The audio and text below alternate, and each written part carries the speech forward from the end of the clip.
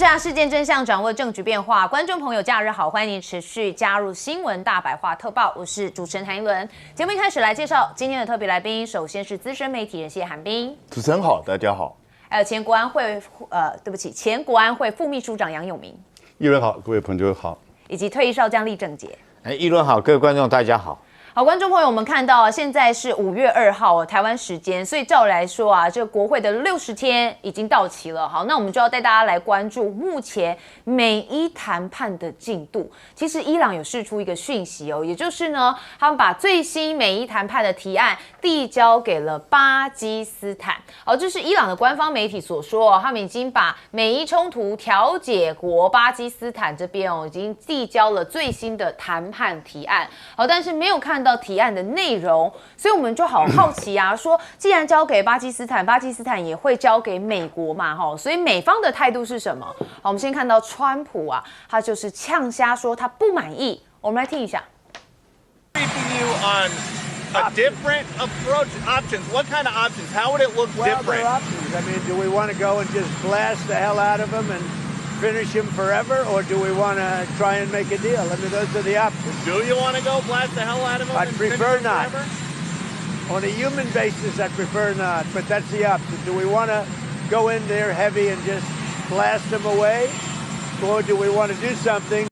熟悉的川普最对位哦，这个年纪的川普只剩一张嘴哦。那当然呢，他就是讲说这个不满意啦，不进行谈判的替代方案就是把伊朗炸个稀巴烂，能这样做吗？要炸稀巴烂，早就进去炸稀巴烂了啦哈。好，所以呢，我们看到了川普啊，他又特别呛了伊朗。好，我们来听一下。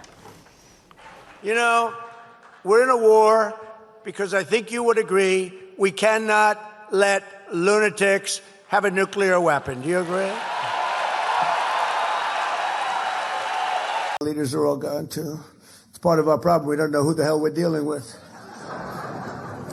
They call up, this is Mohammed so-and-so, and I say, are you a leader? We're looking for a leader. 好，刚才川普不是讲说吗？我们不能让疯子拥有核武，那这样子，川普你也是个疯子，所以你美国也不能拥有吗？如果标准一样的话，那就是美国自己也不能拥有核武啦哈。好，那现在看到了，这到底是不是停火假象呢？因为说现在川普有在密谋恢复公医，未来2周的可能性是最高哦。因为川普已经听取有关于对伊朗潜在军事行动最新方案的简报，好认真的考虑恢复大规模作战行动，那借此来打破僵局。尤其彭博社也说啊，这川普未来2周发动的可能性是最高的。好，那我们就来看到这样的讯号是不是真的是显示要打仗了呢？好，沙国的美空军基地的最新卫星图像显示，美军随时准备参与对伊朗的重新军事行动。好，因为在这个基地里头，你可以看到这个卫星影像嘛，共发现有19架的飞机，所以他们说啊，这样的情况就是相当的不寻常，也就是在备战状态了啦。好，那我们看到美国的空军参谋长阿尔文就说美国仍然在研发 AGM-183A 的空射快速反应武器。好，那美军29号还首度公开了 B-1B 的轰炸机挂载该型飞弹的一个飞行影像。好，那美国呢现在正准备一种新型的高超音速飞弹，好，以备不时之需来打击伊朗的目标。这是美国中央司令部要求五角大厦向该地区来部署一种新型的远程高超音速武器，好，安装在 B-1 轰炸机上面也清楚的表明美国的空军正在推进将高超音速武器整合到他们最强大的轰炸机之一的上头。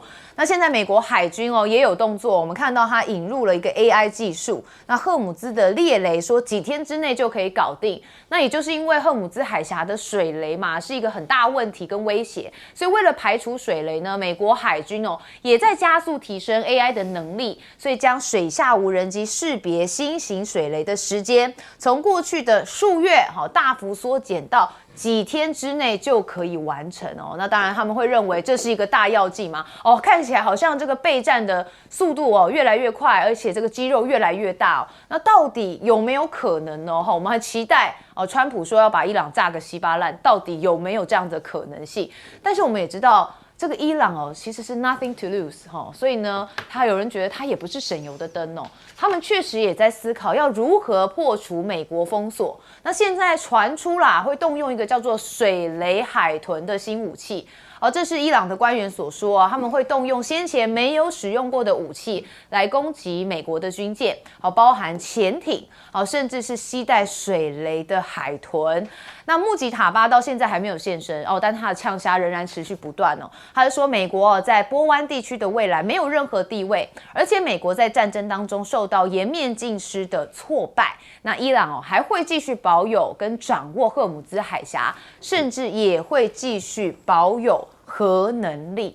好，那伊朗的革命卫队甚至也警告说，如果美国再度对伊朗展开攻势，而且重申对荷姆兹海峡的主张，说伊朗将对美国发动漫长且痛苦的报复打击。那美国的军舰将遭遇美国在海湾地区之内的军事基地同样的命运。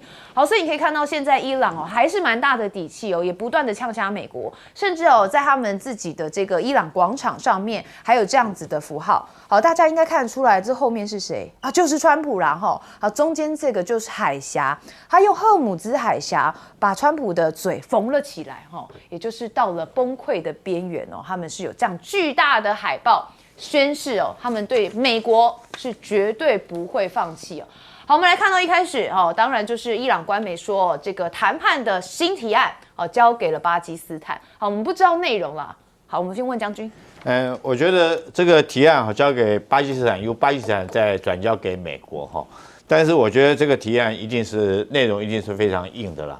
那这个先不要看内容，我就觉得说川普不可能会接受。我想不外乎第一个要求的，之前他已经讲了嘛，3个步骤，第一个先停战停战之后再来讨论荷姆兹海峡管理的问题，第3个才来讨论浓缩铀的问题那美国来讲的话，他跟以色列第一个就是要谈的就是浓缩铀，所以我觉得这个就算是伊朗提这个条件请巴基斯坦转交给美国，可是这个我觉得美国来讲不可能，尤其是川普不可能会接受这个提案，这个不需要去看内容就可以想象得到。但是双方现在很明显的，我认为说好像双方都有一点在积极备战的样子，但是你仔细去研究，我觉得双方美伊双方都在虚张声势，并不是真的要打。为什么我特别这样讲呢？我们看到美军现在的动作是什么？他除了说我们现在讲的，他要这个新的这种极音速空热型导弹 AGM-183其实昨天还说他要用夜鹰暗鹰的那款这个极音速的导弹，速度可以到达5马赫，射程可以到达1700英里，英里那不是公里，英里比公里还更远然后速度可以到5马赫，可是美军这个一枚造价要将近1700万美金，但是总共也只有8枚。那你想想看，美军有可能将这种超高音速导弹用在伊朗这个国家吗？我觉得不可能，你就8枚根本就不可能。第二个，就算是它这个183的 AGM-183这种极音速导弹，也不太可能需要用到这边。我觉得你要对付哪一种国家，你用什么样的武器？因为伊朗自己本身已经几乎没有太多的防空的拦截能力我们看到它几乎S300或S400这种拦截的这种弹道飞弹几乎已经是没有了。在这种状况下，我觉得你不需要用到这么贵的炸药你大概用一般的飞机的炸弹，然后装个小翅膀，用滑翔的方式就可以达到你攻击的目标。所以我认为这个，那你既然发布这种新闻，我觉得有点在恫吓的意思，因为我不认为说你会把这么贵、这么高超音速的导弹用在对付伊朗这种不需要，他根本就没有防空能力的国家。但是我们反观伊朗也在这个虚张声势，他说他可以要发展这个海豚的鱼雷鱼雷海豚就是以前其实2次世界大战的时候，大家曾经研究过利用动物来当做武器。譬如说，那时候他们研究过，曾经把这个反坦克的炸弹绑在狗的身上，让训练狗去钻在坦克车底下，然后连狗一起炸掉，蛮残忍的，非常残忍，非常残忍。后来也证明不可行，因为狗的动作有时候不是你所能控制的。然后第二个大概也很不符合人道。事实上，你有更好的方式，为什么要做这种动作呢？我想，这个海豚也是一样如果说是用这种海豚绑这个水雷，第一个，这个是不是如你所愿的，这只海豚会认得这一艘？它分不清楚这个动物哪怎么会分得清楚？说这是美国军舰还是这个一般的货轮、游轮，它不太可能分得清楚。当你训练到那种程度，它可以辨别是什么船只的时候，那可能要更长的时间来训练。第二个，我们就一只鱼身上来讲的话，它能够带的弹药重量还是有限的。那这种重量，你是不是足以让美国的军舰受损，也是打上一个很大一个问号。我们看一般的，包括水雷哈，一颗的重量都将近500公斤以上。那就算是鱼雷好了，弹头的火药部分也将近200公斤。那你想想看，如果说这么重，你才能够达到破坏效果，你怎么可能绑在这个海豚身上啊？海豚身上几乎是不可能的。所以我认为说，双方现在在虚张声势。那这场战争会不会说是后续来讲，我觉得有可能用谈判方式来解决的可能性还是比较大。好，刚才将军讲说，这个伊朗的提交给巴基斯坦的内容不用想也知道，一定很强硬。但我就会好奇啊，那既然强硬，美国一定不会愿意接受，那为何还要做这件事情？永明教授，现在美国跟伊朗处于一个4不状态：不战、不和、不打，然后不谈、不退，也就是不会退，就是彼此的封锁，所以不战。美国现在没有办法再打下去，这个应该是很清楚的哈。那伊朗也不希望再打，可是呢，不和，因为双方缺乏严重的互信。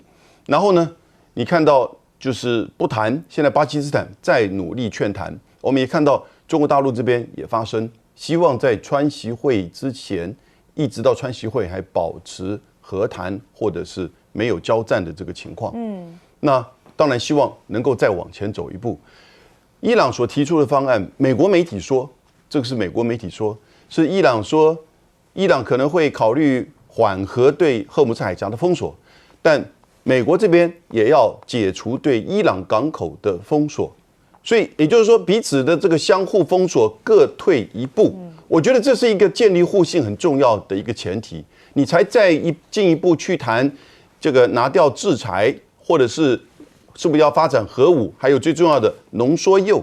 那川普说这个伊朗有核武，这个已经都变成一个假议题了，因为你不是去年都把它核武给炸了吗？而炸到今年就是2月28号到4月7号停火那天39天，你把人家伊朗炸的什么样子的？地毯式的炸1500个以上的目标，他有用核武吗？所以他最多就是浓缩铀，这个浓缩铀还不到武器级，那一直是他作为一个跟你谈判的一个筹码。结果呢，他准备要退的时候，你却把他的整个政府高层48个人加上哈梅尼49个人去集体的轰炸斩首。所以美国现在把自己陷入到了一个非常严重的困境。这个困境其实现在很多的美国体就在讨论，美国的军队，尤其是海军，历经了整个反恐战争10年的次要角色，然后呢，军舰落伍，结果在这一次战争当中，虽然不是直接的军舰交战、海上交战，可是他的海军真的是没有办法像他们所展现一样，那种纵横七海，掌控所有的海峡，结果一个荷姆斯海峡没有核武的，只有无人机跟飞弹的伊朗却把你弄得动弹不得，而不得不退。所以现在我觉得也许双方各自在相互封锁这上面各自主动缓和。现在我觉得那个巴基斯坦跟中国都在这样子劝，但是问题是川普不愿意退。川普不愿意退，因为这是他所剩下最后的一个招数，让他觉得是不是有这个体面。他如果让退的话呢，不只是他自己的决策错误，也让美国整个海军这个就是羞愧。因为上一次赫德塞斯还把那个海军部长，他也是川普的金主啊，居然给开除掉。为什么？因为就是在这个上面，他们现在要找替死的人。所以我现在看到的是双方各自这个僵持。我们刚刚讲的。不战、不和、不谈、不退，那现在如果你继续在反封锁上面不退的话，在封锁上面不退的话，其实对美国的影响会是最大的。那接下来马上油价可能只剩下黄金时间3到4个礼拜，也就是说，如果超过这个时间，全球的油价会开始飙升，而这一飙升是回不来的了。所以川普可能一定要考虑清楚，在你去北京之前，在油价飙升之前，你一定要采取就是减缓对伊朗港口封锁的作为。好，但是川普在60几天之内常常都已经给他铺了台阶，他就不下。好，这种态度就会觉得他太要面子了，彬哥。川普最近其实很明显的在暴跳如雷，他甚至说现在谁说他还没赢的，就是叛国，就直接连这种都讲出来。这个大帽子扣得真大。对啊，所以你说他已经急到一个什么程度？但是他现在一直在嘘声恫吓，已经没什么意义了。为什么？因为你讲了这么多，你都没做。那请问一下，人家还会被你吓倒吗？恐怕很难吧。你如果真的有本事去把伊朗炸个稀巴烂，你不早就做了吗？何必等到今天？就问题就是你做不到嘛。所以现在故意再放一些消息，说他能够做什么，不能做什么，其实我觉得都没意义。伊朗现在看起来就是吃了秤砣铁了心，就是你要玩，我就陪你玩到底，我就奉陪到底，我就跟你拖，因为他知道美国劳师远征的到万里之外来，现在他在中东的基地又真的是被人家炸得稀巴烂了。那请问一下，美军到底能够在那边支撑多久？所以我觉得伊朗就是抱定这个主意，就是跟你耗，你要么接受我的条件，要么我们大家就耗下去吧。看你美国准备要动用多少资源来去玩这一场游戏啊？那现在就故意放这些消息啊，说什么用 AGM-183，AGM-183对，号称它是极音速武器，可以到7，甚至有人宣传说它可以到20马赫。但是问题是，美国在2024年以前做了5次试验，4次失败，所以他本来计划都停下来了，然后现在又拨了一笔钱，所以2026又开始再重新再做测试。所以他怎么这个东西哪是拿去打伊朗的？这个东西是美国自己都还没有研发成功的东西，你要去唬谁啊？然后所有 AI 技术可以在水下扫雷，几天就可以完成。问题是你现在有办法把你的水下无人机载具派到荷姆兹海峡吗？就没有啊。你忘了吗？上次美国派军舰进去晃一圈就跑出来，为什么？因为怕待久了会被攻击啊。你就是没有办法在那边待嘛，所以你讲这个有什么用呢？其实早就60几天内都已经做了嘛。你如果真的这么厉害，你现在已经把它清掉了，不是吗？所以讲这些都没有意义。那当然，伊朗这边也在那边讲说他有什么最后的杀手锏啊，什么什么武器啊都要拿出来，我觉得也是唬烂的居多了。其实基本上就是在唬人。那双方反正无所谓啊。我觉得现在伊朗就是陪川普在玩这个游戏，就是呢，你喜欢胡说八道，我也跟你一起胡说八道，然后大家对面比，反正输人不输阵嘛，你嘴我也嘴嘛。可是到最后，我个人是认为啦，再这样持续拖下去，对美国来讲实在是很不利。所以美国官员已经告诉你，其实这场战争已经结束了，因为到5月1号就已经不能再打了。所以我觉得最后还是谈判解决居多吧。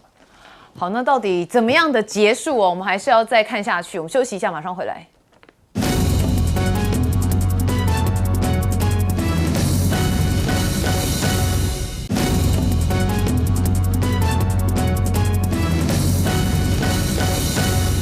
好，解决不了问题就解决人嘛。好，最近台湾政坛上面蛮多人这样讨论，就没想到，台湾领先全世界，连川普也是类似呢。我们看到了川普，最近他说他看到了激进左派在讲，我们没有赢，我们没有赢，他们已经没有任何军队了，这令人难以置信哦。川普说，我事实上认为这都是叛国，好吗？你想知道真相吗？他说这是叛国，所以美国人不可以说我们没有赢伊朗如果你讲了这句话，你就是叛国。好，那当然，川普现在呢，在一个演讲途中抱怨麦克风设定他讲了什么？我们来听一下。Country, tell them to turn up the microphone, will you please? Turn up the mic.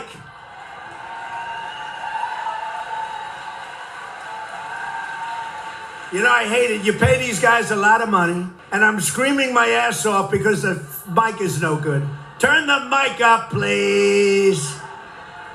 他其实讲话已经蛮大声了不知道为什么还要把音量再调高。好，当然呢，他也被问到是否讨论过穿防弹背心因为之前这个暗杀未遂这么多次那他就说他不知道自己能不能接受看起来重20磅的样子果然非常注重形象跟人设好，那当然美伊停火，川普说已经终止双方的敌对行动。根本不需要国会授权就可以继续维持这项冲突。好，国会预期针对战争权利法案的期限已经在1号的时候届满了哈。好，所以你可以看到川普他有他自己的解释方法。好，那参议院的民主党人则认为啊，对川普关于伊朗战争已经结束的说法，他认为是胡说八道，nonsense 哦。好，那现在呢，美国的国防部长发言时其实也遭到抗议者打断说太卑鄙了。好，这个是美国的反战组织粉红色代码的抗议者。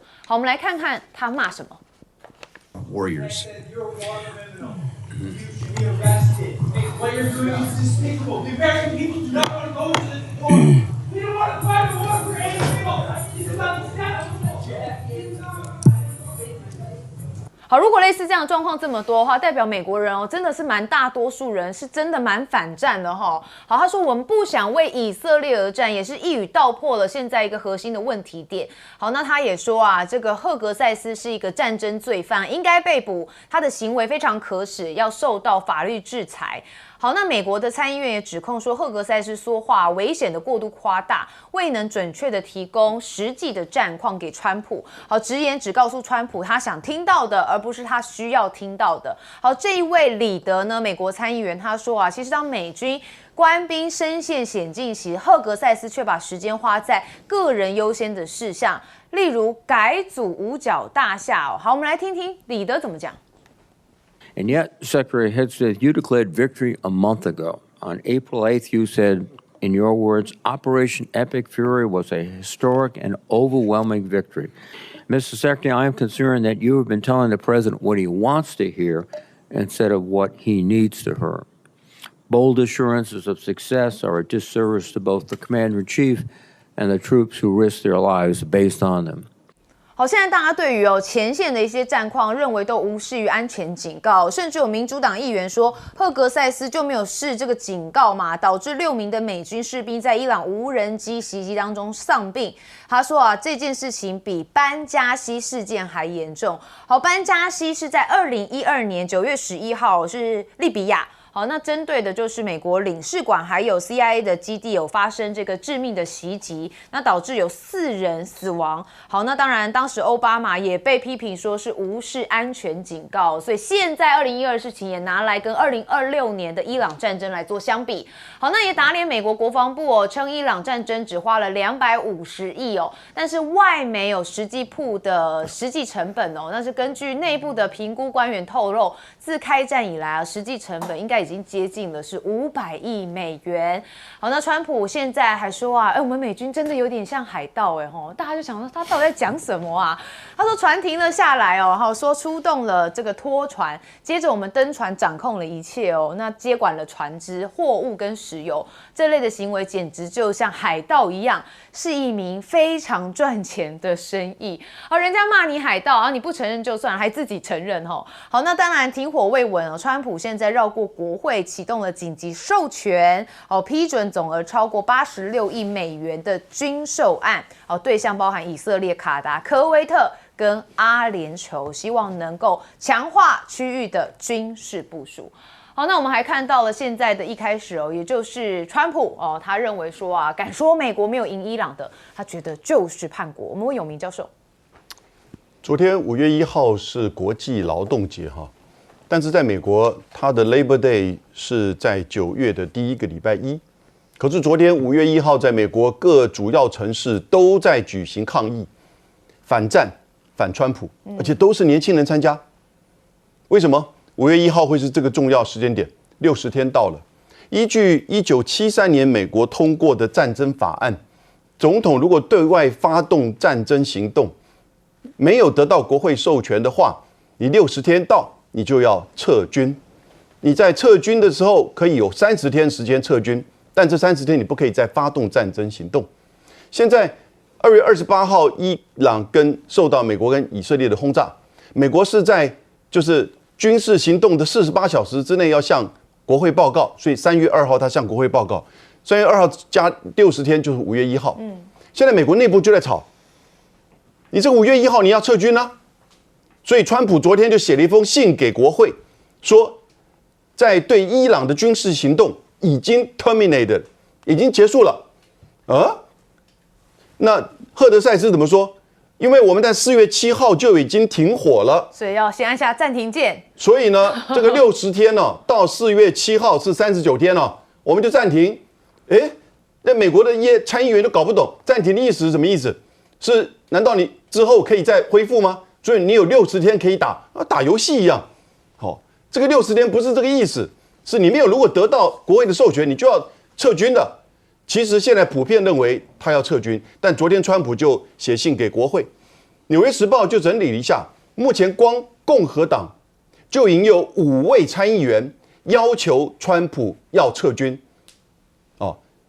国会里面参议员共和党是53，民主党加上独立选政党的47，所以只要有4个参议员跳过来，那基本上他就会通过决议，你必须要撤军。所以现在的问题是，到底4月7号之后，美国开始进行的封锁算不算战争行为？如果依照国际法，军事封锁当然是战争行为。是，但是川普跟赫德塞斯的解读是不是？我那个是基本上是在针对伊朗的封锁的反制，所以我们的战争行为已经结束，我不需要再寻求什么60天再给我合法的授权，没有了，你们也不需要讨论。这个就变成一个大的宪法问题。其实这个也变成美国的总统跟国会的权力的竞争，当然也会影响到年底的选举。5位的美国共和党的参议员已经明显的表态，缅因州、阿拉斯加州，还有呢密苏里州。所以接下来下个礼拜会是美国参议院跟美国总统川普之间的一个竞争。那这个东西当然会影响到川普是不是会在接下来的这个封锁情况会不会采取军事行动，还是说他愿意退让？再加上再隔1个礼拜他又要去北京，如果他能去的话，所以我个人预测下个礼拜川普这边也许会有一些缓和的作为，也不一定。好，反正现在川普政府就是给高了硬凹下去就对了好，彬哥怎么看？看到川普这个作为，我只想说一句：世界怎么跟得上台湾？你看这个川普完全是向赖清德看齐啊，什么东西就给你自己发明解释，自己在那边鬼扯，然后自圆其说，就是这样子。所以他这个摆明就是在跟你凹嘛。那问题是，他凹了，你又能拿他怎样呢？他权力这么大，对不对？国会其实也拿他没什么辙，他反正就自己在那边胡说八道、胡乱解释。但是我其实给川普一个良心的建议，其实你可以现在这个时候利用国会的对你的限制，你就说因为国会限制我，所以我必须要撤军，我没办法，你就离开了，不是比较好吗？你在中东继续这样烂下去，请问一下，对你有什么好处？你拖得越久，其实你受到的伤害是越大。那当然，这就要看他自己怎么想。但是川普现在最糟糕的是什么？就是他身边围绕了一群太监，这群太监每天就是哄皇上开心，就讲一些川普喜欢听的话。赫尔塞斯真的就是这样的人啊，该做的正事不做啊，每天就告诉他你又赢了，好棒哦，我们这美军最厉害，好强哦，美国到哪里都赢哦。那川普听了就很爽，可是问题是听得很爽，然后呢？然后你是让川普陷入更艰难的局面。赫格塞斯就在做这个事啊，所以怎么办呢？但是川普就喜欢这样，川普就是喜欢人家捧着他，那所以他自己找了一群太监来当他的幕僚，那当然自己就过皇上而已，就准备要付出代价。那老实说，我认为赫格塞斯一定隐匿了很多情报没有跟川普讲，所以导致美军在战场上越陷越深。那美军遭受到了这些挫败跟损失，赫格塞斯大概都是用一种轻描淡写的方式去跟川普说，所以让川普觉得说那都是外界在大惊小怪，在故意造谣。大家会不会觉得这又跟台湾很像？我们台湾现在不是也是一样吗？发生什么事情都是阿共的问题都是别人在认知作战造谣。所以当川普走向赖清德这条老路的时候，那你可以看得到他接下来做事会越来越夸张。因为他就是喜欢这样做原来不是赖清德走向川普，而是川普走向赖清德好，将军，这个有关于美国总统战争授权法这个60天的限制其实在奥巴马的时候他就没有遵守。奥巴马那时候2011年打利比亚的时候，那时候60天到期以后，然后他说我没有再打了。为什么没有再打？因为我没有地面作战，我只是空中轰炸而已，而且我是支援北约在打这场战争所以话都是他们在讲啊，所以我觉得川普来讲，当然会编很多理由。那这次来讲，他说他按下暂停键，这也是一个笑话。那美国打这场战争是不是只花250亿美金？250亿美金是什么概念呢？我跟各位报告哈，美国一艘航空母舰福特号的造价是130亿美金，所以说到现在为止，它光打出去的武器就已经是2艘航空母舰。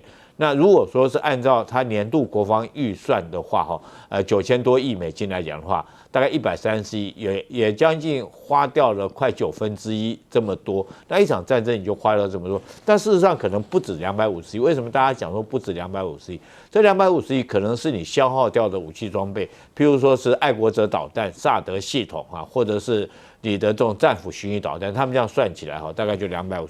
可是你损失的部分你有没有加进去？然后有一些无形的这种耗损你有没有算进去？我举个例子，我不晓得这250亿有没有包括到萨德系统一开始被打掉，那个也是很贵的一个雷达系统然后2套的所谓的这种雷达系统是不是铺路爪雷达萨德系统雷达这都被攻击掉了。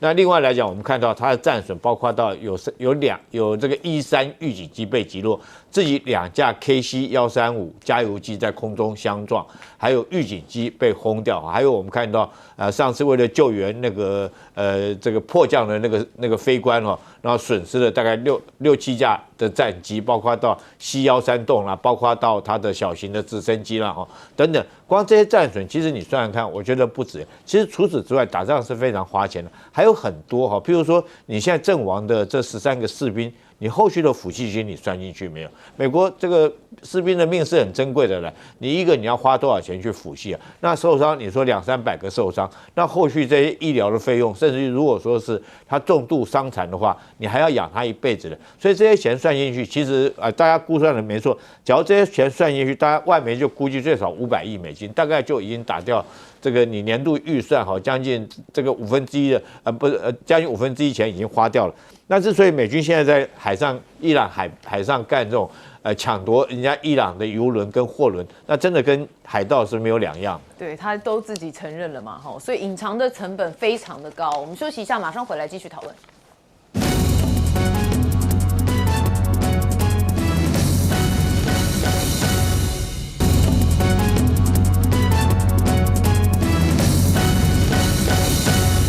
欢迎收看《新闻大白话》，我是罗光哲。先来介绍这些加入的节目来宾。第一位，退役中将帅化敏将军。主持人好，各位观众大家好。政大国关中心兼任研究员严正声老师。主持人好，各位观众大家好。淡大战略所教授李大忠老师。主持人好，大家好。好，我们来看到现在美军损失惨重，伊朗还有杀手锏吗？现在伊朗的革命卫队宣称伊朗正在准备测试一枚大约4000公里的大型飞弹。好，那现在这个新闻出来之后呢，现在有人控五角大厦说谎伊朗的外长称美伊冲突已经耗损了美国将近1000亿美元。好，这个是伊朗的外长阿拉奇说，他说五角大厦在说谎，纳坦雅胡的政治赌博至今已经让美国直接损失了1000亿美元，是其声称的4倍，而且这个数字还在成长当中。好，那现在 CNN 说到底损失多惨重呢？至少16座基地CNN 报道说，在调查伊朗初期的攻击之下呢，美国在中东8个国家的至少16个基地严重受损。那一名这个熟识当前情况的美国消息人士说，他说从来没有改变美军基地的这样的情况，这些都是迅速而且针对性的打击，而且称现在使用的都是先进科技执行。然后问题来了，川普怎么讲？说美国没有赢就是叛国，他现在怒轰说，伊朗的军队全没了。他说川普认为说这些声称美国并未在伊朗战争中获胜的言论，形同都是叛国。但事实上呢，伊朗根本连半点军队都不剩了。川普这样讲。那现在呢，包括了是不是赫格塞斯的牛皮吹太大哀轰呢？我们看看这段画面。And yet, Secretary Hegseth, you declared victory a month ago. On April 8th, you said, in your words, Operation Epic Fury was a historic and overwhelming victory. Mr. Secretary, I am concerned that you have been telling the president what he wants to hear instead of what he needs to hear. Bold assurances of success are a disservice to both the commander-in-chief and the troops who risk their lives based on them. 好，所以会不会是牛皮吹大太导致川普误判的？那现在川普还想继续打吗？但美国人是摇头啊，现在不满意伊朗的新提案。川普说啊，美军不会提早结束武装冲突。好，这个是伊朗通讯社里面写到说，伊朗4月30号呢，已经向巴基斯坦调解人提交与这个美国谈判的最新提案。那川普又讲说，他们想要达成协议哦，但他不是很满意。美国不会提早结束跟伊朗之间的武装冲突，然后问题又在3年之后出现。所以川普又要继续讲，继续骂。我们听看川普怎么说。A different approach options. What kind of options? How would it look different? There are options. I mean, do we want to go and just blast the hell out of them and finish him forever, or do we want to try and make a deal? I mean, those are the options. Do you want to go blast the hell out of him? I'd prefer not. Forever? On a human basis, I prefer not, but that's the option. Do we want to go in there heavy and just blast them away, or do we want to do something? 好，不满意这个伊朗的提案哦，川普说要把他们炸个稀巴烂哦，炸坏他们哦，所以呢，现在看起出来，还是持续的哈，有这个情绪在。但问题现在来了，现在来自这个沙烏地阿拉伯苏丹王子的空军基地最新的卫星图像显示哦，美军始终保持高度戒备，随时准备参加针对伊朗的军事行动。因为包括了E3的预警机跟E11的预警机，则分散在机场各处。那根据统计呢，基地共有停放了19架的预警机。这对于通常停放大型飞机的苏丹王子空军基地来说相当罕见。那现在呢，美国的国务院呢也核准了，向中东4国出售武器，批准了向科威特出售价值约25亿美元的综合战斗指挥系统跟它的装备。那也批准了向以色列出售价值9.9亿美元的先进精确杀伤武器系统。那也向卡达出售了40亿美元的爱国者防空反导系统，包括还有阿联酋出售了1.4亿美元的先进精确的杀伤武器。那美国最尖端的这些战舰呢，现在也被迫撤离，是不是对伊朗？是不是伊朗大战呢重创了美国海军的实力哦？因为包括了像福特号停工，包括了史坦尼斯号这个建造延期，包括杜鲁门号现在也进场维修尼米兹号呢现在即将退役。就有官员警告说，现在海军的航母数量很可能会低于法定的最低要求，这可能是10年来的首次。那现在呢，包括了这个华邮也报道说，现在讲伊朗战争仅剩2个月，反战声量直逼越战程度。为什么呢？因为现在有60%的民众认为发动伊朗的战争是一个大错误美国里面最新的民调显示，60%这数字非常的大所以会不会对美国现在决策来说也会产生压力呢？先请教孙将军怎么看？如果川普的话能听呢，我讲难听的话，狗都不吃屎了。伊朗人没有军队了，那你可以堂堂正正登陆啊，就占领这个国家，他没有军队啊，对不对？那显然不是这样嘛，所以他的话你要反过来听，所以他怕人家不听了，还讲什么？你不赞成我说赢的话，你就是叛国。你逼得大家都要说赢。对，赫克塞斯是标准的一个马屁精，他讲话完全是揣摩上意在讲，那他被人家质询的就很难看了。人家问你还有什么选项？赫克塞斯答不出来，而且据美国军队的反应，赫克塞斯是标准的报喜不报忧，对川普也有导误作用。每次都讲战场上我们怎么样。那实际呢，我们当初看这个新闻的时候，没有什么实际的战报。现在 CNN 一样卫星照片跟你比对，17座基地都被炸得很惨。对那美国它的审计部分的单位说260亿美金，人家说你估了没有？基地被炸修复要不要钱？你损耗的弹药要恢复库存要不要钱？怎么算都上1000亿啊！是这个天文数字，而且你的战略目标达成没有？你一开始说我对伊朗是速战速决，速战可是没速决。对，而且最糟糕的现在是叫做骑虎难下，打也不是，退也不是。现在川普面临是他这一辈子最尴尬的时候，又要面子，又拿不出理子。你说要把它炸个稀巴烂，那伊朗已经被你炸了那么多天了，再炸又能炸出什么成果呢？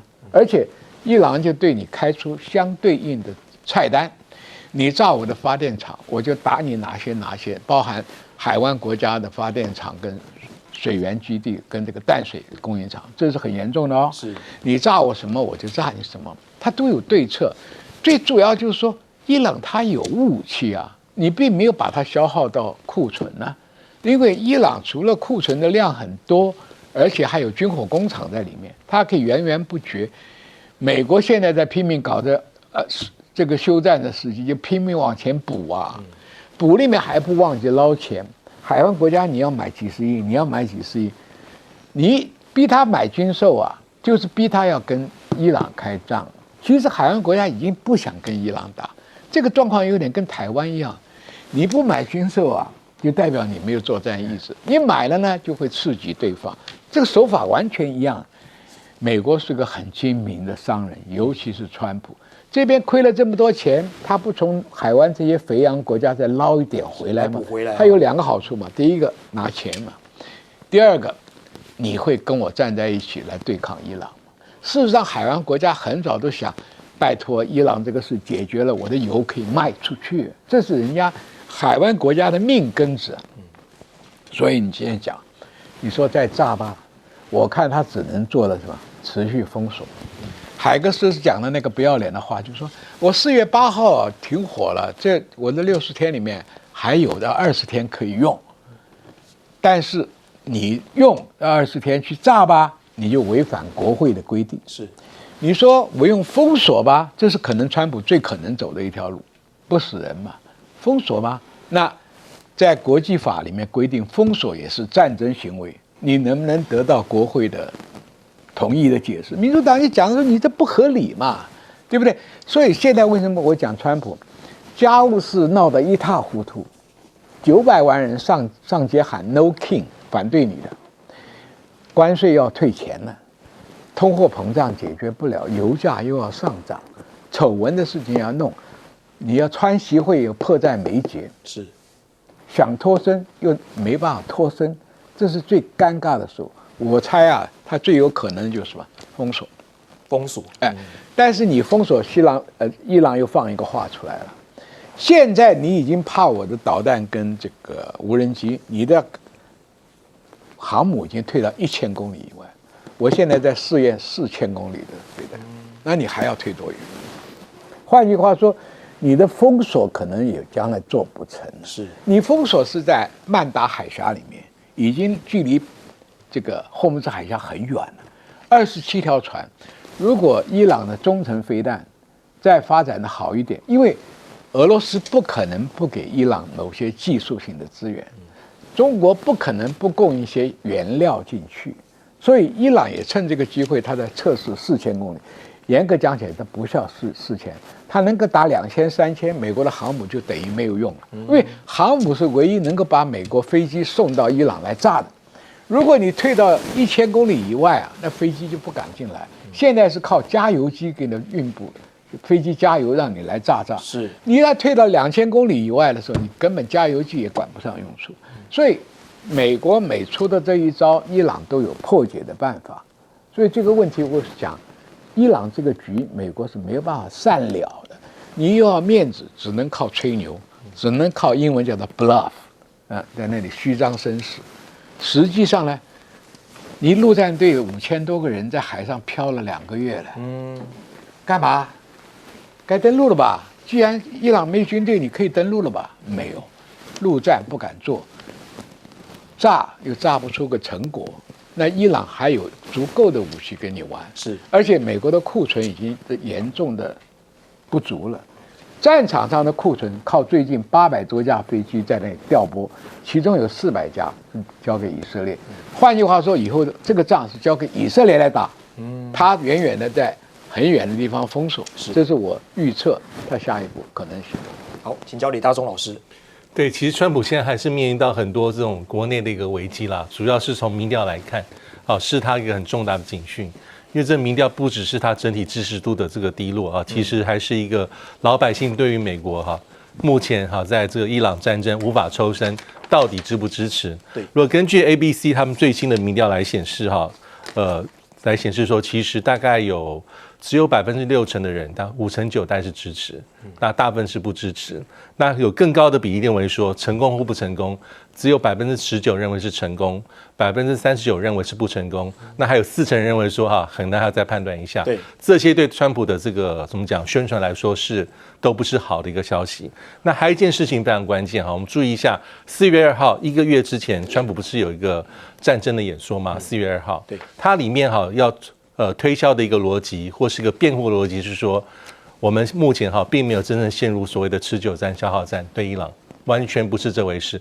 我们用兵才几十天而已，没有多少天，而且它是在对比美国在历史上所投入的重大战争，从一战，当时川普的演说中是我们一战才总共美国才陷入这一年7个月。2战3年8个月，那打完2战之后呢，韩战3年1个月，那深陷最久的美国的战争而且是对美国的社会造成很大的分裂是越战，19年从1955年56年开始，从美国投入这个军事顾问开始到1975年结束19年。伊拉克战争，川普的演说是讲8年，所以代表说我们才动用武力几十天。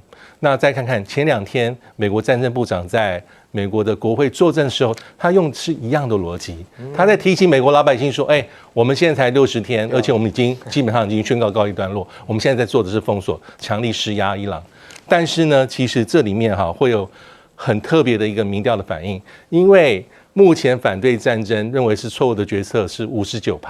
那59%为什么美国的媒体会拿这数字来做个对比？将近60%。60%，他说那个越战打了这么久，59%反对已经是到了1971年左右。那伊拉克战争美国进行的是8年，出现到这种59%的人反对的时候，已经是战争大概进入到第3年、第4年的时候。是，所以问题在这边。还有一个就是赫尔塞斯特别讲到说，我们目前美军才阵亡13人我们知道越战打这么久，美军光阵亡数目就58000人，美军的负伤30万人，15万人是要到医院治疗的。所以站在川普的逻辑是说，你们把数字摊开来看，老百姓应该会认为说，我们战争的成本花的比较低，是没有什么人民的死伤，而且不是泥沼战，不是持久战、消耗战。当然，战争的经费是一回事，但是从民调来看，不是很买单。还有一个民调比较担心的是什么？他们认为经过这次最新的民调，60%还是在担心经济，就是经济的议题，就是石油能源这个是一连串的。那还有将近快60%的民众担心什么？他说：“我担心未来不是会更安定、更安全，因为可能会有恐攻，后面还会很重大的议题。”所以这些都是对川普来说，我觉得是他目前很想要解决、说服老百姓、说服支持者，但不那么容易。还有一个地方是 MAGA， 因为根据民调来看 ，MAGA 支持者目前萎缩的不多，大概还有80%多还支持川普。是，但是川普民调那么低的原因，是因为非 MAGA 派的共和党支持者可能是有一些跑掉了。那因为川普之前所呈现的这个他的一个政策的重大目标是说，我不会深陷海外的战事，不随便干预，一定是美国优先。但是碰到了伊朗，就是个非常非常大的例外，所以他不太容易能够很从容的、华丽的转身，能够向国内解释说这场战争有必要，而且到现在为什么好像没有办法很顺利的能够达成他的所设定的目标。是，好，请教严正声老师。我想很简单，就是伊朗它可能真的是没有办法跟美国的战力相比，但是呢，它可以在你波斯湾、你的盟友这边造成很大的伤害我们叫做 collateral damage， 就是你间接这些国家都被伊朗打了，那变成是说，过去大家会以为有美国的基地有美国的保护伞，有美国的驻军，或者有美国的这个战机在我这里更安全，结果不是，反而成为目标那而且不仅是这个军事的，甚至还有一些民间的也变成了目标，所以我认为这个是让海湾国家会觉得说，我们陪着你美国，结果受了很大伤害。好，没关系，受了很多伤害，可是你还帮我们把我们的刚才这样讲，把波斯湾、把这个荷姆兹海峡在外面去把它封锁了，那不是变成是连我们的经济命脉也被你伤到？是，那我还是要再提醒一下，很多人都会讲到说波斯湾就是原油的出入天然气甚至是肥料等等，但是也有1/3左右的这些国家的粮食是要从外面进来。那我觉得这个也是一个蛮人道的问题啊，就是对不起啊，阿拉伯国家他们的土地沙漠比较多，比较少农地啊，那粮食是不够的。如果今天川普要去想粮食未来，当然粮食是可以用空投没有问题，但是你也是还是有所冲击，所以我认为这一个战争，它的这些金主这个海湾国家的川普的金主大概也会给川普一些压力，那希望能够结束。至于川普常常需要去吹嘘，你吹嘘可以，可是你一吹完以后就自己打嘴巴，就是永远是不是一致的嘛。你一说伊朗已经打烂了，你们已经赢麻了，那你就赢了，那为什么还需要再继续要跟他谈，然后还要接受，伊朗还可以提条件按照道理你赢麻了，应该是无条件投降对，你就占领了嘛，对不对？结果根本不是这回事。那赫格塞斯更糟糕，在那边去讲我本来就是想最近看那个参议院在投票的时候，就有关战争这个授权法的这部分，那本来是共和党一定会跑一票Kentucky 的这个参议员 Rand Paul 他是孤立主义者，一定跑。那民主党也跑一票就是费城的宾州的这个参议员 John Fetterman， 可最近这一次那个缅因州这个女参议员 Susan Collins 也跑票了所以就表示说他因为今年下面要面临选举，所以如果再下去拖，我认为有一些参议员要面临选举，他会担心他可能再下一个授权法，他就不会就是站在你川普这一边，跑掉了，可能会跑掉了。所以我感觉上，川普你赫格塞斯意思，你再给我们一点时间，我们打出漂亮一点成绩你们就会觉得就可以退了。可是这个就是一个我常讲的这个战争这个打下去的一个陷阱，是就是你会不断的升高，而没有办法结束。那你现在就总希望能够结束，结果反而没有结束。那这些参议员慢慢会跑票，会有更多的质询是对赫格塞斯这个我们讲贺排长觉得说你真的是不堪大任的。好，再来看到那美军跟伊朗都打成这样子的话，那美国怎么来战中国呢？现在美国的将领也警告说，中国大陆的威胁远超过你的想象如果中美发生冲突的话，伊朗根本不够看。怎么说呢？这个是美国海军的陆战队设施与这个后勤副司令他说万一中美两个超级大国发生冲突的话呢，目前暂时停火的伊朗战争呢，相形见绌。他说想一想我们目前在伊朗所面对到的复杂跟困难，然后扪心自问一下，当我们要对抗一个 GDP 位居世界第2的国家，要如何来做回应跟因应？好，那现在呢，这个突破了260架，现在轰6饱和攻击覆盖整个西太平洋，现在美军的这个关岛的基地它的生存能力也应该重新被评估这个是马来西亚的亚洲国防安全网站现在发表的文章，说中国的轰6轰炸机数量已经突破了260架，那其中呢为最新型的这个轰6K、轰6-2的总数呢，更是超过了120架。那这些战机在搭载鹰击21高超音速的导弹，还有包括长剑20的巡航导弹的情况之下呢，在打击它的范围能够足以覆盖整个西太平洋地区，迫使美国重新评估航母介入地区冲突的风险，还有包括关岛地区的生存能力。那另外呢，全面升级解放军的运20B装中国芯，现在专家说顶级的远程投送能力。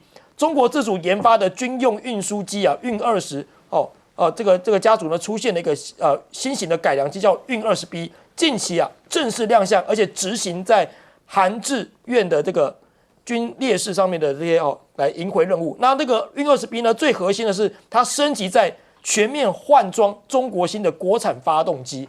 好，另外一方面来看到，现在美国跟日本的联合军演现在锁定了台湾附近的岛屿，那解放军呢也在台海附近的活动突然暴增。现在日本的陆上自卫队跟那个陆上总队5月17号在22号将首次在台湾附近西南偏远的这些岛屿这边举行这个演习。西南岛屿应该在这里举办演习。那现在呢，包括了包括现在包括美军的陆战队呢，叫指挥跟管制演习。那国防部呢，现在也公布了最新的动态包括解放军的军舰在台湾周边的这些活动频率出现显著升温的迹象。从5月1号上午6点到5月2号上午6点为止总共侦获共机29架次，共建6架次，还有公务船2艘持续在台海周边活动。那现在菲律宾呢？现在的民团要到南海现在呢驾水上摩托车来挥国旗来示威主权。我们看看这段画面。Our drones were not able to take off due to some warnings errors, and there's one error that says CAAC unregistered, or ibig sabihin nun, kailangan natin i-register yung drones natin sa China or Civil Aviation Administration of China. Technically, nasa airspace mo yun. The equipment that we have was blocked by CAAC, and it seems like they are owning the airspace of the 搞了老半天了，结果被打脸。那现在看到美国现在是不是也离不开中国？怎么说呢？这个是美国的知名网红甲亢哥，他最近手机掉到海里面，他崩溃了。来看看这段画面。喂，我狗狗。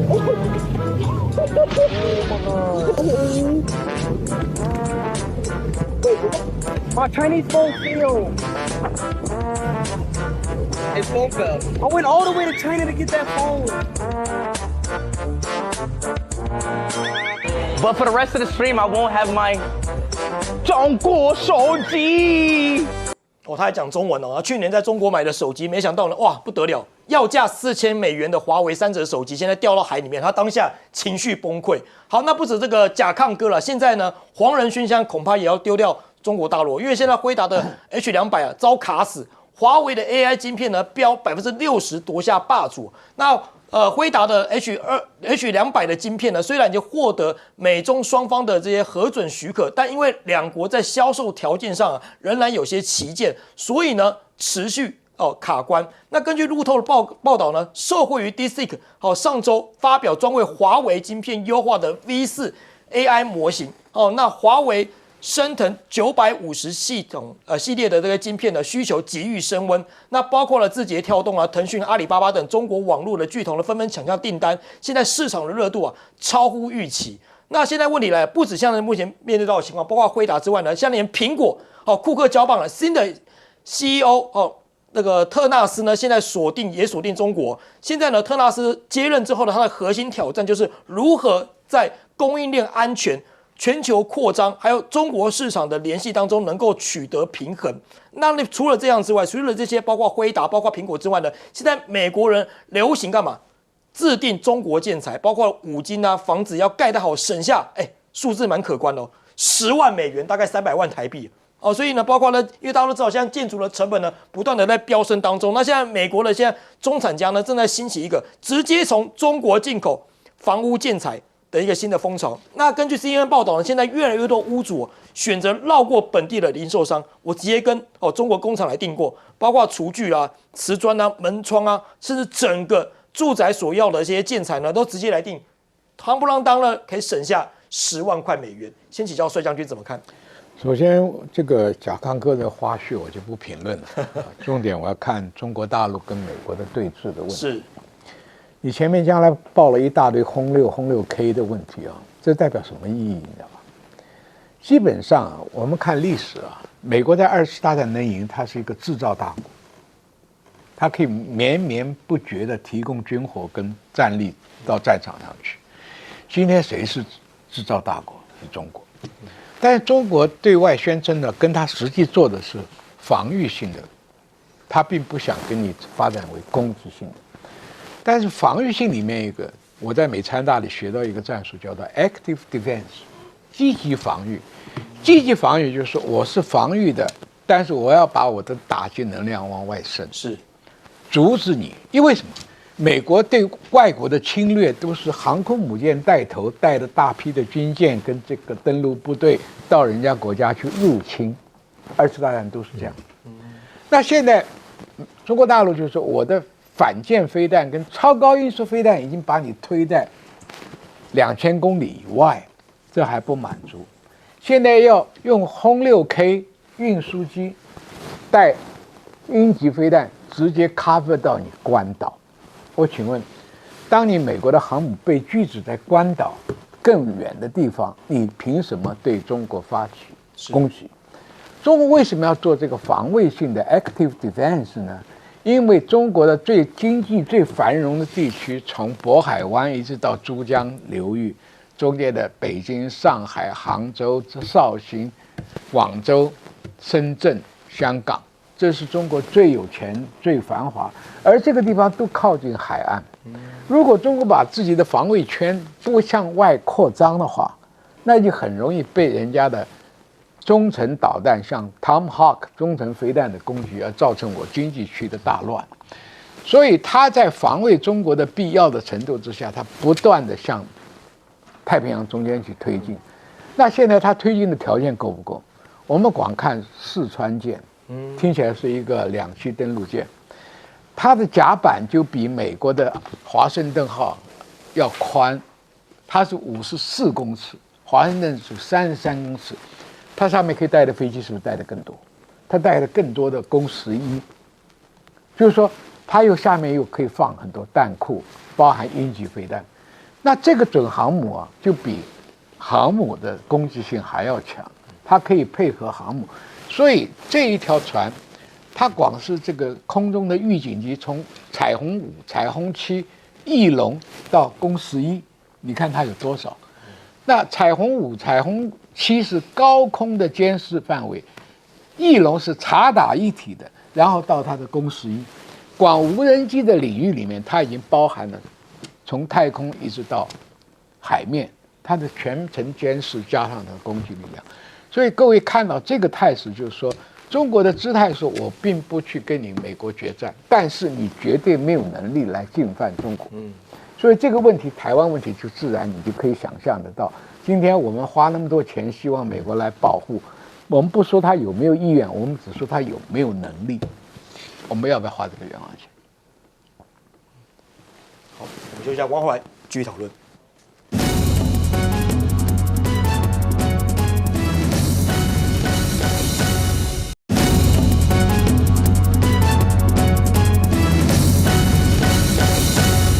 欢迎回来，新闻大白话，我是罗王哲，请教李大忠老师怎么看美国跟日本的联合演训情况？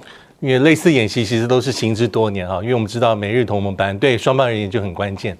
那过去10多年来，其实日本做了很多的事情了，比如说他在整个这个所谓的不管是云纳国岛，或是说所谓的这个宫古石垣，或是奄美大岛，或是琉球的本身，他做了很多各式各样的一些强化军事设施啊，比如说沿岸的监视的设备啦，或是所谓的这个陆基的一些反舰飞弹、防空飞弹，或是一些所谓的这个强化他们所谓的西南诸岛防卫能力。那很重要的地方就是跟美国共同的协作。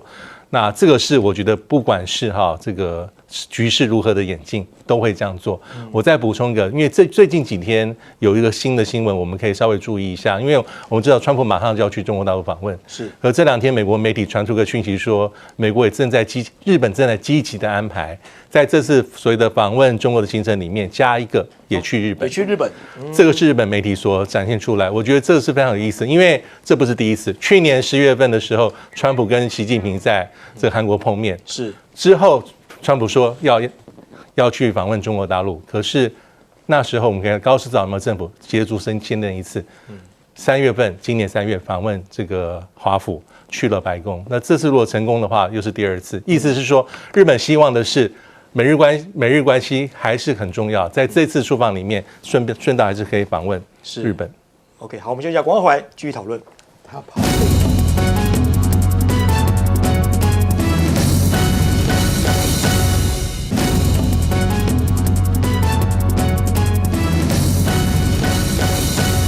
欢迎回来新闻大白话，我是罗王哲，请教严正成老师啊！哇，我看到吓一跳，现在美国人居然流行跟中国直接来订建材，包括5金啊，房子直接盖得好，可以省下10万美金呢。哦，这样子哦，我自己在美国教书的时候，我的房子我自己把它整个从1层楼顶起来到2层楼，所以我们自己花了很多时间做啊。那个时候就是你自己当工头，找人家来水电的啊，什么各种不同的来做嘛。美国是盖房子人的天堂，因为它那个木头真多，所以美国是木头的多。但是呢，现在这原木啊比较贵了。那我们那个时候在美国就发现啊，中国大陆已经开始就是一整套，当年啊叫做 entertainment center， 就是那个放电视放什么这个录像机啊、录影机啊这些一起的一个的嘛。